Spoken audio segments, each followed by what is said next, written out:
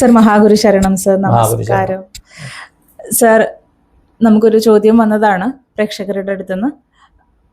പങ്കാളി മരണപ്പെട്ട് പോയി കഴിഞ്ഞിട്ടുണ്ടെങ്കിൽ ഈ പങ്കാളിയെ തന്നെ അടുത്ത ജന്മത്തിലും ലഭിക്കാൻ വേണ്ടിയിട്ട്, പങ്കാളിയായിട്ട് തന്നെ ലഭിക്കാൻ വേണ്ടിയിട്ട് ഈ ജന്മത്തിൽ ഞാൻ എന്താണ് ചെയ്യേണ്ടതെന്നാണ് ഒരു വ്യക്തി ചോദിച്ചിരിക്കുന്നത്. ഇത് നമുക്ക് പോസിബിൾ ആയിട്ടുള്ള കാര്യമാണോ സർ? സാർ ഒന്ന് പറയൂ. മഹാഗുരു ശരണം. ഇതൊരു വല്ലാത്ത ചോദ്യമായിപ്പോയി. ആരാണ് ചോദിച്ചത് എന്താണെന്നറിയാം.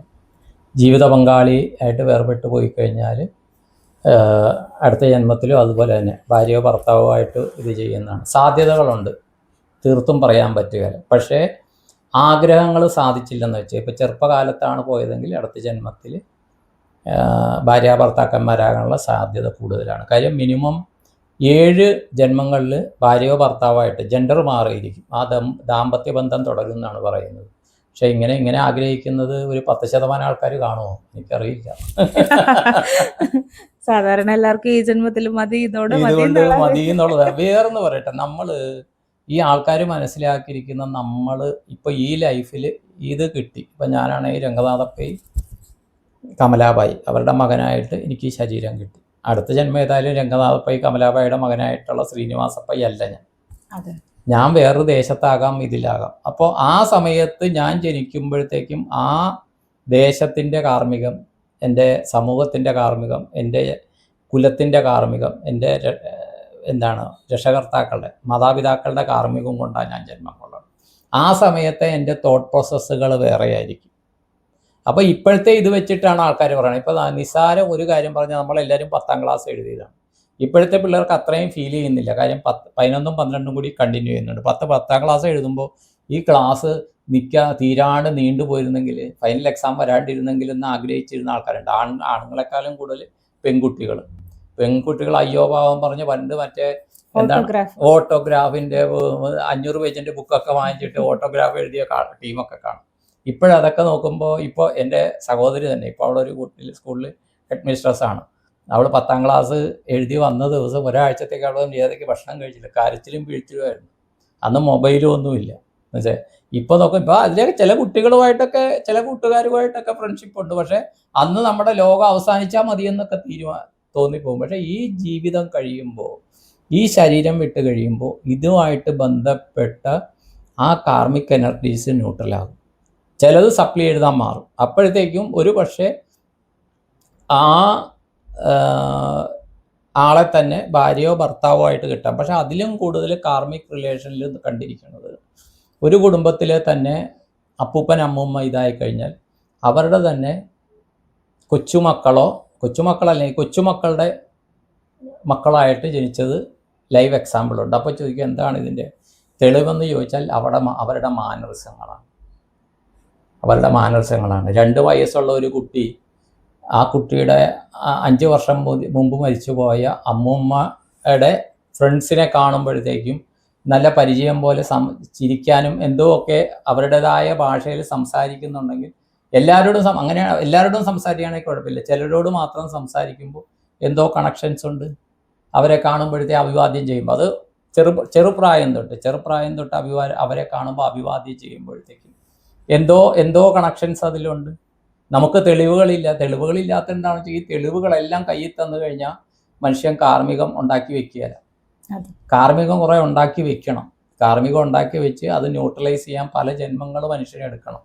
അപ്പോൾ ജീവിത പങ്കാളി കിട്ടാനായിട്ട് 2 പേരും തീവ്രമായിട്ട് ആഗ്രഹിച്ചാൽ കിട്ടും. ഒന്ന് പറയാം, ഇത് ഇപ്പം ഈ ലൈഫിൽ നമ്മുടെ പാസ്റ്റ് ലൈഫ് എന്താണെന്ന് നമുക്കറിയില്ലല്ലോ. നമ്മൾ കുറേ സ്പിരിച്വലി പോകുമ്പോൾ നമുക്ക് സൂചനകൾ കിട്ടും. അതാണെന്ന് തീർത്ത് പറയാൻ പറ്റില്ല. അതുമല്ല ആ ജന്മം ഏത് സമയത്തെ ആയിരുന്നു എന്ന് നമുക്കറിയാൻ പറ്റില്ല. ഇപ്പോൾ ഇതിൽ നമുക്ക് പറയുമ്പോഴത്തേക്കും ഒരു ഉദാഹരണം എടുത്ത് പറയാൻ പറ്റുന്നത് ഡോക്ടർ ബ്രയാൻ എൽവിസിൻ്റെ ബുക്കാണ്. അപ്പോൾ അതിൽ തന്നെ പറയുന്നുണ്ട്, അവർ പല പാസ്റ്റ് ലൈഫിനെ കുറിച്ച് പറയുന്നുണ്ട്. കാതറി അത് പല ദേശങ്ങളിലും പല കാലഘട്ടങ്ങളിലായിരുന്നു. നമുക്കതുപോലെ ഞാൻ എപ്പോഴും പറയാറുണ്ട്, എൻ്റെ ഇപ്പോൾ പാസ്റ്റ് ലൈഫിൽ ഞാനൊരു മുസ്ലിം ആയിരുന്നു, അങ്ങനെ പലത് കിട്ടുന്നുണ്ട്.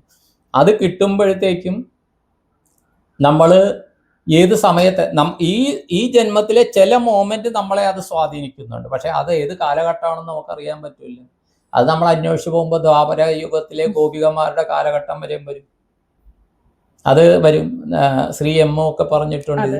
നമ്മൾ സ്പിരിച്വാലിറ്റിയിലേക്ക് പോകുമ്പോൾ അതുവരെ നമ്മൾ എന്ന് പറഞ്ഞാൽ അത് ഓർക്കുമ്പോൾ നമ്മളിൽ വൈബ്രേഷൻ വരും. മനസ്സിലായി? അപ്പോൾ ഈ ഒന്നുകിൽ നമ്മൾ ആ കലാപരിപാടികൾ കണ്ടതാണ്, അത് കണ്ടതാണ്, ഇല്ലെങ്കിൽ അതിൽ പങ്കാളിയായിരുന്നു എന്ന് നമുക്ക് മനസ്സിലായി.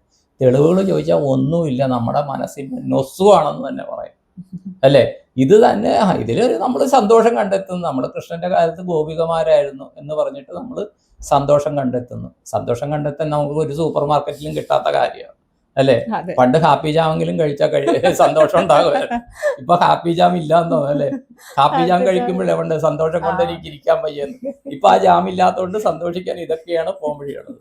ഒരു കാര്യം പറയാം, നമ്മൾ തീവ്രമായിട്ട് ആഗ്രഹം ഉണ്ടെങ്കിൽ അവരുമായിട്ട് നമ്മൾ തിരിച്ചെത്തും. കാര്യം എന്ന് വെച്ചാൽ നമുക്ക് എല്ലാവർക്കും കാരണ ശരീരമുണ്ട്, കാർമിക് ബോഡി ഉണ്ട്. നമുക്ക് ഈ കാർമിക് ബോഡി ന്യൂട്രലൈസേഷൻ വരുന്നത് ഇതിനാണ്. പക്ഷേ ഇത് പറയുമ്പോൾ തന്നെ ഇപ്പോൾ വളരെയധികം ദമ്പതിമാരുടെ പ്രശ്നങ്ങൾ വരുന്നുണ്ട്. കാര്യം എന്ന് വെച്ചാൽ ഭാര്യയെ മനസ്സിലാക്കാത്ത ഭർത്താവും ഭർത്താവിനെ മനസ്സിലാക്കാത്ത ഭാര്യയും പരസ്പര ആരോപണങ്ങളാണ്. പരസ്ത്രീ ബന്ധവും പരപുരുഷ ഇതും പറഞ്ഞ് ആരോപണങ്ങൾ ഉന്നയിച്ചിട്ട് എങ്ങനെയെങ്കിലും കുടുംബജീവിതം കോഞ്ഞാട്ടയാക്കി പിള്ളേരെ ട്രോമയിലൂടെ കൊണ്ടുപോകുന്ന ദമ്പതികളെ അറിയും. എന്തിന് നിങ്ങളിത് ചെയ്യുന്നു? ഇത് അവസാന ശ്വാസം വരെ നിങ്ങൾ ഇതിന് ഈശ്വരൻ്റെ അടുത്ത് കണക്ക് പറഞ്ഞേ പറ്റുള്ളൂ. അതും തീരുകയല്ല അടുത്ത ജന്മത്തിൽ. അതുകൊണ്ട് ദയവ് ചെയ്ത് കിട്ടിയ ഇത് വെച്ചിട്ട് സന്തോഷത്തോടെ ജീവിക്കാൻ പഠിക്കും. കുറേ ആൾക്കാരുടെ കേസറിയും പരസ്പരം ഇത് വൈരാഗ്യവും ട്രോമയായിട്ട് ഇതെന്താണെന്ന് അറിയാം, നമുക്ക് അറിയാൻ പറ്റുന്നില്ല. ഒരു വാശിയുടെ പുറത്ത് വൈരാഗ്യം കാണും. ഇത് പുരുഷനും കാണിക്കും, സ്ത്രീയും കാണിക്കും. എന്നിട്ട് തന്നെ ആഫ്റ്റർ എഫക്റ്റ് എന്തെങ്കിലും ഉണ്ടായില്ല, ഒരു കലി തീർത്ത് ഈ ആനയ്ക്ക് മതം പൊട്ടുമ്പോൾ അതെന്തൊക്കെ കാണുന്നത് ആനയ്ക്ക് അറിയില്ല. അതിനേക്കാളും കഷ്ടമാണ് മനുഷ്യൻ കാണിക്കുന്നത്. എനിക്ക് ദേഷ്യം വരികയാണ്, ഞാൻ അനാവശ്യമാണ് ദേഷ്യപ്പെടുന്നത് എന്നറിയാമെങ്കിലും ദേഷ്യപ്പെടും. എന്നാൽ പോലീസുകാരെ കണ്ടാൽ ഈ ദേഷ്യപ്പെടൽ നിൽക്കുകയും ചെയ്യും.